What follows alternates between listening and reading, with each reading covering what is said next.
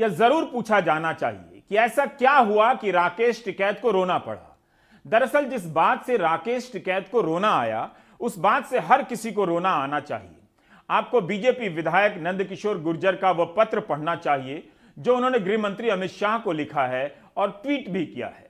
नंदकिशोर गुर्जर गाजियाबाद के लोनी से विधायक हैं।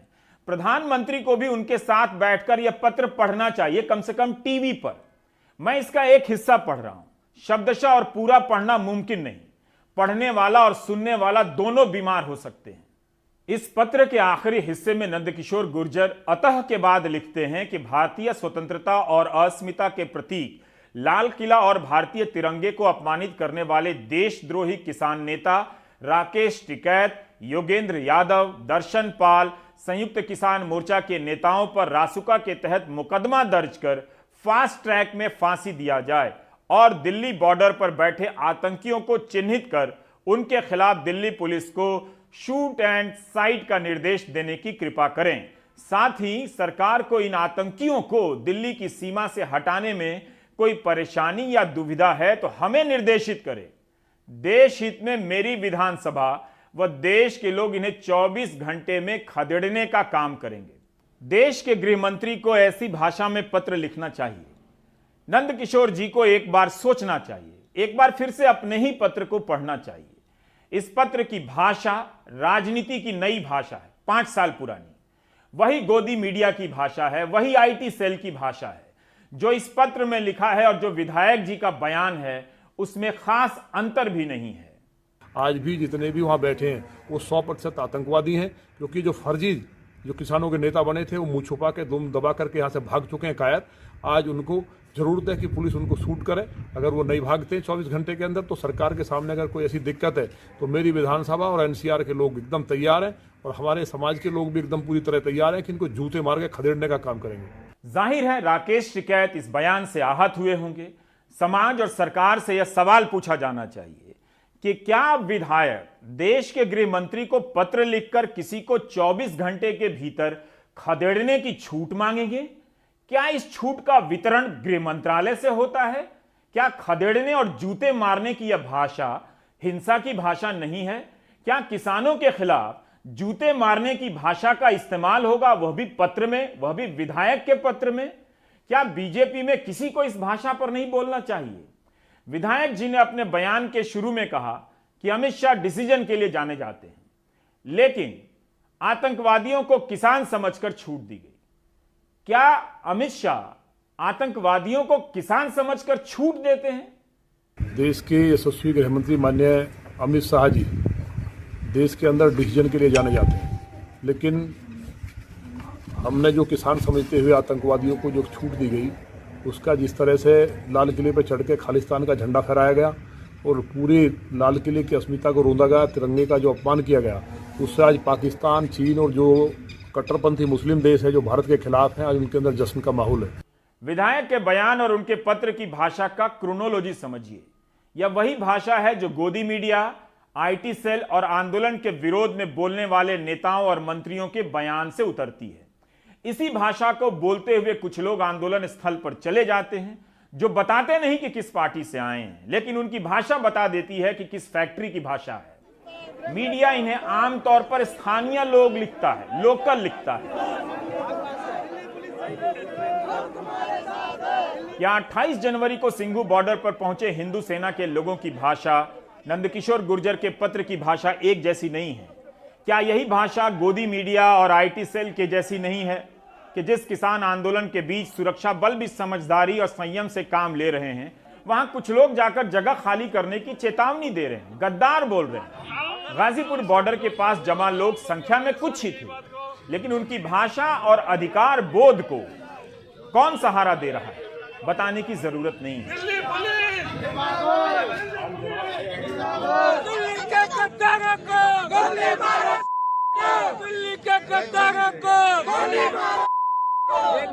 योगेंद्र यादव के घर के बाहर जमा ये कौन लोग हैं जो गोली मारने के नारे लगा रहे हैं, गालियां दे रहे हैं, जिन्हें पुलिस और कानून का डर नहीं?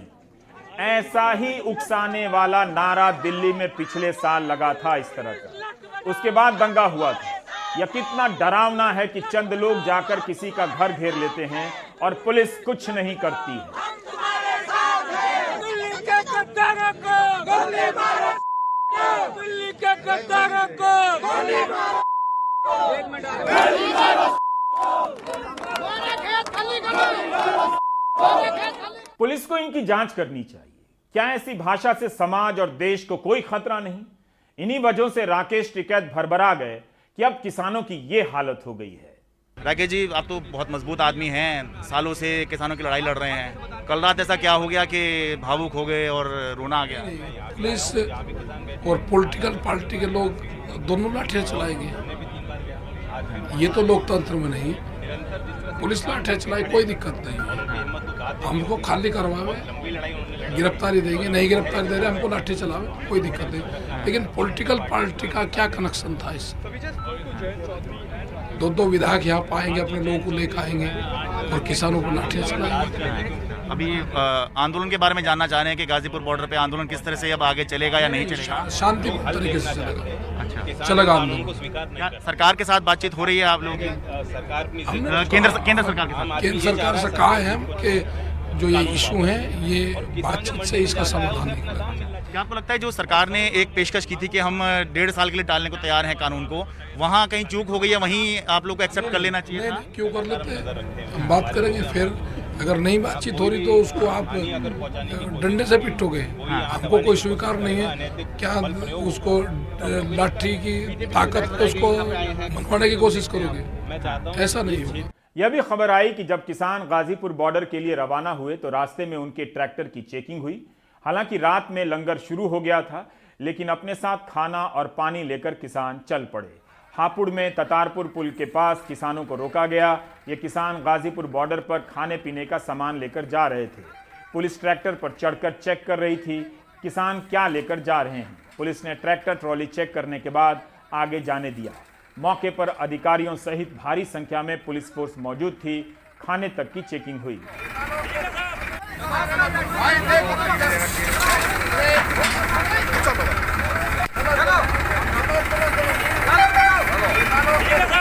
हमारे सहयोगी कमाल खान ने खबर दी कि बिजनौर के चंदक इलाके में किसान जब गाजीपुर जाने के लिए जमा हुए तो उन्हें रोका गया और बताया गया कि गाजीपुर दिल्ली बॉर्डर पर जो धरना स्थल है उसको अवैध घोषित कर दिया गया है। गाजीपुर दिल्ली बॉर्डर पर जो धरना स्थल है उसको अवैध घोषित कर दिया गया है। इसके दृष्टिगत अगर कोई किसान 4 व्हीलर 2 व्हीलर ट्रैक्टर से कोई जाने का प्रयास किया करेगा तो उसके खिलाफ सख्त कार्रवाई की जाएगी। गाजीपुर का धरना स्थल अवैध घोषित हो चुका है। क्या आप किसान गाजीपुर बॉर्डर नहीं जा सकते क्योंकि वह अवैध घोषित हो चुका है धरना स्थल? तो क्या वहां जो किसान जमा है उन्हें भी अवैध घोषित कर दिया जाएगा? हमारे सहयोगी सौरभ सिंघू बॉर्डर से रिपोर्ट कर रहे थे, बता रहे थे कि सुबह से ही काफी सुरक्षा है। यहां दिल्ली पुलिस के अलावा CRPF, BSF, rapid action force की जबरदस्त तैनाती की गई है। प्रदर्शन स्थल तक जाने वाले तमाम रास्तों को बंद कर दिया गया है। इसके बाद भी बड़ी संख्या में लोग आंदोलन स्थल तक पहुंच गए। कैसे? और पत्थरबाजी करने लगे। सिंघू बॉर्डर सुबह से ही छावनी में बदल गया। पुलिस ने लगभग 1 किलोमीटर पहले ही बैरिकेड लगाकर पैदल भी किसानों के प्रदर्शन स्थल तक जाने पर रोक लगा रखी थी। यहां तक कि दिल्ली जल बोर्ड के टैंकरों को भी पानी ले जाने से रोक दिया गया। लेकिन लगभग दोपहर 1 बजे खुद को आसपास के गांव का बता रहे तकरीबन 200 लोग किसानों के खिलाफ तिरंगा झंडा लेकर नारेबाजी करते हुए पहुंचते हैं और सबको रोक रही दिल्ली पुलिस आराम से उन्हें प्रदर्शन स्थल तक जाने देती है।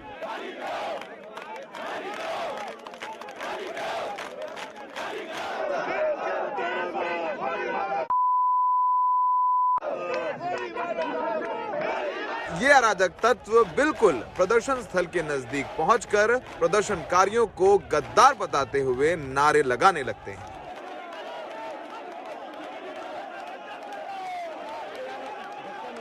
यहाँ पर खुद को लोकल बता रहे हैं कुछ लोग यहाँ पर पहुंचे हैं। ये लोग कल भी आए थे और इसमें कुछ हिंदू संगठनों के भी लोग शामिल हैं और इनकी गाड़ी और इनको दिल्ली पुलिस ने अंदर आने दिया। सबसे बड़ा सवाल ये है कि जल बोर्ड के ट्रैक्टर टैंकर नहीं आ सकते, तो ये लोग यहाँ पर कैसे आए हैं?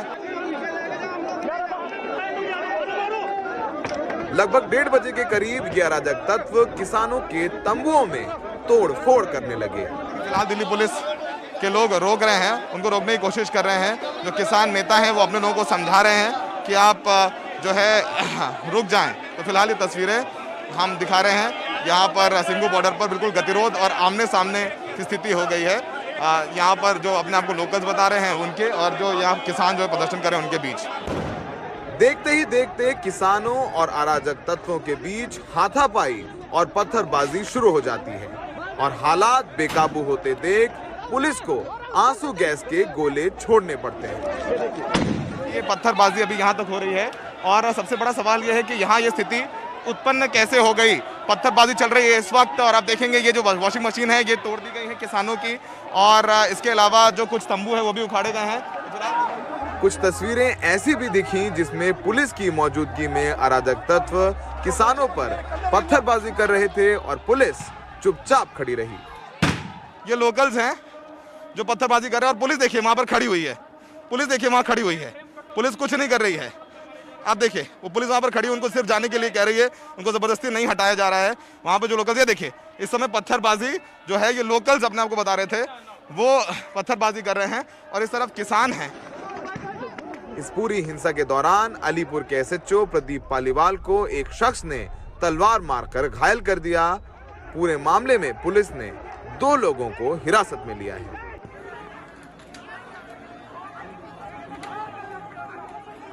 सोचिए कितनी बड़ी विडंबना है कि पुलिस ने इस बैरिकेड के अंदर किसी को नहीं जाने दिया। सिर्फ वो 200 लोग जो अपने आप को लोकल बता रहे थे, अराजक तत्वों को अंदर जाने दिया। उसके बाद हंगामा हिंसा हुई और उसमें ही दिल्ली पुलिस के 2 एसएचओ घायल हुए। अगर दिल्ली पुलिस उनको यहाँ से आगे नहीं जाने देती और वो लोग अंदर जाके नारेबाजी तोड़फोड़ नहीं करते तो शायद जो आज हिंसक झड़प हुई वो नहीं होती। सिंघू बॉर्डर में सहयोगी सचिन गुप्ता के साथ सौरभ शुक्ला, एनडीटीवी इंडिया। ये कौन लोग हैं? ये गुमनाम लोग नहीं हैं, ये स्थानीय लोग कहे जाते हैं। वैसे स्थानीय भी नहीं है। अगर इनकी जांच होगी तो साफ हो जाएगा कि इनका संबंध किसी संगठन और राजनीतिक दल से है, दरअसल उसी से है। यह भी पता चलेगा कि ऐसे संगठन को कौन शह देता है। 65 दिनों से यह आंदोलन चल रहा है, कभी ऐसी घटना नहीं हुई। क्या इस बार भी नागरिकता कानून के विरोध के समय आंदोलन के सामने प्रदर्शन करने की रणनीति बनाई गई है ताकि टकराव पैदा हो जाए? क्या हालात को काबू में करने का यही तरीका है? यह तो बदला लेने का तरीका है। क्या अब आंदोलन इसी तरह से हटाए जाएंगे कि ऐसी नारेबाजी से शोर पैदा करो, कंफ्यूजन पैदा करो और गोदी मीडिया से डिबेट पैदा करो? इसका नुकसान कितना गहरा है समाज का, इसे लेकर सबको सोचना चाहिए। ये हालात पुलिस के लिए मुश्किल पैदा करते हैं। उसके सामने 2 तरह की भीड़ होती है, एक आंदोलन की और एक आंदोलन के खिलाफ आंदोलन से लगने वाले प्रदर्शनों की, जो यह समझकर आती है कि सरकार और गोदी मीडिया उसके साथ है। इसमें फंस जाती है पुलिस और उसके कर्तव्य परायण अफसर। आज जब सिंघू बॉर्डर पर एसएचओ प्रदीप पालीवाल दोनों तरफ के लोगों को रोक रहे थे, तभी किसी ने उन पर तलवार चला दी और वे घायल हो गए। क्या यह किसी अज्ञात पैटर्न का हिस्सा है कि गाजीपुर पर फोकस रहेगा तो सिंघू पर पथराव करा दो, जिससे लगे कि लोग अभी भी उसी नैरेटिव के साथ हैं जो आंदोलन का विरोध करती है। नैरेटिव का मतलब वही जो आईटी सेल और गोदी मीडिया की फैक्ट्री में बनता है, जो बताता है कि आप किसान को किसान नहीं आतंकवादी की तरह देखें। इसी को अंग्रेजी में नैरेटिव कहते हैं। फिर आतंकवाद को रोकने के नाम पर किसानों से जाकर कुछ लोग भिड़ जाते हैं, टकराव हो जाता है। टिकरी बॉर्डर पर पथराव नहीं हुआ, लेकिन आंदोलन को खत्म करने की मांग को लेकर नारेबाजी हुई। यहां भी कहा गया कि ये स्थानीय लोग हैं, लेकिन सोशल मीडिया पर कई तस्वीरें चल रही हैं जिनके संबंध बहुत लोगों के बताए जा रहे हैं कि किस किस राजनीतिक दल से हैं। हम इस बात की अभी जल्दी में पुष्टि नहीं कर सकते, पर क्या यह सब कुछ इतना खुलेआम हो रहा है? क्या अंदाजा है कि इस प्रक्रिया में समाज के एक हिस्से को क्या से क्या बनाया जा रहा है? बेशक इन्हें भी विरोध करना चाहिए, लेकिन उन्हीं के सामने जाकर क्यों? टिकरी बॉर्डर पर किसान आंदोलन के खिलाफ नारेबाजी हुई। किसान होना सिर्फ किसान नहीं रहा, किस मुद्दे पर विरोध है अब यह बात लोगों के जहन से गायब हो चुकी है। 44 किसान नेताओं के खिलाफ लुकआउट नोटिस जारी किया गया है कि ये देश से भाग ना जाएं। पंजाब के मुख्यमंत्री कैप्टन अमरिंदर सिंह ने लुकआउट नोटिस की आलोचना की है और कहा है कि ये नीरव मोदी और विजय माल्या नहीं है कि देश से भाग जाएंगे। संग्रामी कृषक श्रमिक संघ के नेता, सांस्कृतिक कार्यकर्ता दिनेश दास और ऑल इंडिया किसान सभा के असम चैप्टर के महासचिव जयंत गोगोई को गुवाहाटी एयरपोर्ट पर गिरफ्तार कर लिया गया। दोनों किसान आंदोलन में हिस्सा लेकर असम लौट रहे थे। पुलिस के अनुसार दोनों ने कोविड टेस्ट कराने से इनकार कर दिया और हेल्थ डेस्क पर तोड़फोड़ की। असम में नियम है कि बाहर से आने पर एयरपोर्ट और रेलवे स्टेशन पर टेस्ट कराना होता है। हमारे सहयोगी रतनदीप ने बताया कि इन पर खतरनाक महामारी का संक्रमण फैलाने का गैर कानूनी काम की धारा 270 और 269 लगा दी गई है। आपदा प्रबंधन एक्ट की धारा 25B लगा दी गई है। गिरफ्तार किसान नेताओं के परिजनों का कहना है कि किसान आंदोलन में हिस्सा लेने के कारण इन्हें प्रताड़ित किया जा रहा है। कोविड टेस्ट नहीं किया गया था। आपको याद है कि हाथरस जाने पर अड़े राहुल गांधी और प्रियंका गांधी पर भी आपदा प्रबंधन एक्ट के तहत मामला दर्ज हुआ था, ऐसी खबर आई थी। उस मामले का क्या हुआ, किसी को पता नहीं। क्या सरकारी कागज खराब करने के लिए ऐसे मामले दर्ज किए जाते हैं? कोविड के नियम के तहत अगर केवल मंत्री गिरफ्तार किए जाते तो कई मंत्री आज जेल में होते, आज उनके सचिव उनकी जगह मंत्रालय संभाल रहे होते।